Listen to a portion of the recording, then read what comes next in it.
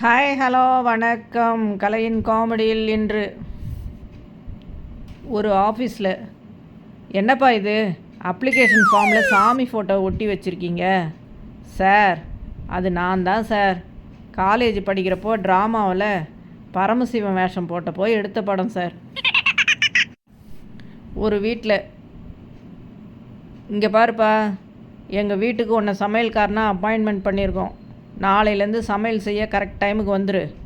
Sir, நான் உங்கள் வீட்டில் சமையல் செய்யணும்னா ஒரு கண்டிஷன் சார். என்ன சொல்லு? என்ன இங்கேயே சாப்பிடுன்னு வற்புறுத்தக்கூடாது, சொல்லிட்டேன்.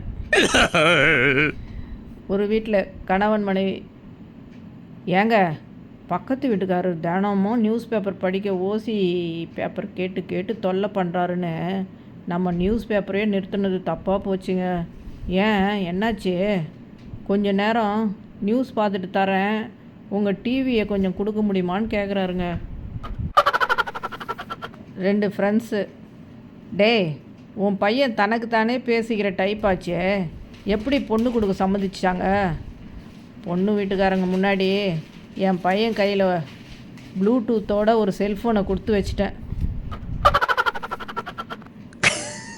டேய் மச்சான், என் பொண்டாட்டிக்கு பிடிக்காது ஏதாவது செஞ்சிட்டா போதும், அவளுக்கு நெத்தியில் கோவம் வரும். நெத்தியில் கோவமா? என்னடா வளர்ற? அதான் மூக்கு மேலே கோவம் வரும்னு சொன்னேன். ஆஃபீஸில் கூட ஒர்க் பண்ணுறவங்க 2 பேரும் பேசிக்கிறாங்க. நீங்கள் சரக்கு அடிப்பீங்களா சார்? ஒரு தடவை ரம்மில் 7 ஊற்றி அடிச்சுட்டு ஒரே வாந்தி, பேஜாராக போச்சு.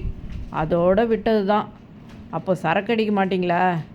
இல்லை 7 ஊற்றுறத நிறுத்திட்டேன்.